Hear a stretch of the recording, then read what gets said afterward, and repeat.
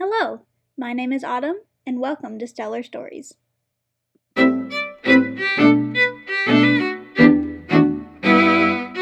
Today we are going to be discussing the use of stars as symbols in the classic children's story, The Little Prince. One of the interesting factors when analyzing children's books is the fact that the illustrations can also work to help create meaning in the piece. And today we will begin by looking at the very last illustration in the novel, a single star above the horizon. It is clear that this lone star represents loneliness. In the chapter surrounding this image, the narrator laments the absence of the little prince. This star marks the exact spot that the little prince first appeared to the narrator. The very last paragraph of the story says, "And if you should happen to come upon this spot, please do not hurry on. Wait a little, exactly under the star.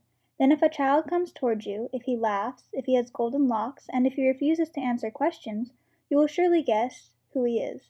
So be kind. Do not leave me grieving. Write to me quickly to tell me that he has come back."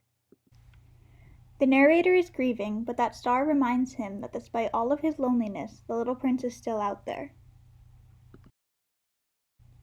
But the stars symbolize much more than loneliness and hope. Little Prince comments that the stars mean different things to everyone.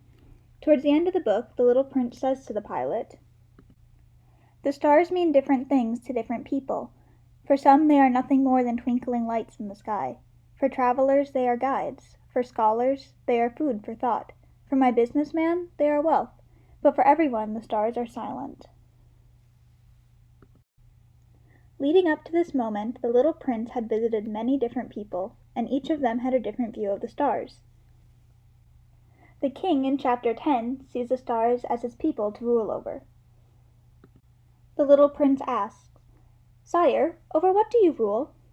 "Over everything," replied the king very simply. "Over everything?" The king made a sweeping gesture, taking in his own planet, and the other planets and the stars. "Over all that?" said the little prince. "Over all that," replied the king. Just a few chapters later, the prince encounters a businessman who only sees the stars as something to be counted and owned. The little prince asks, "And what use is it to you to own the stars?" "It makes me rich." "And what is the point of being rich?" "It enables me to buy other stars, if anybody can find any." Finally, the prince finds a geographer who claims that he cannot explore the world because his job is to document and not to explore. This is what bothers the little prince. Everyone sees the stars, but no one is able to stop and appreciate their beauty. That is what leads him to follow up his observation by telling the pilot,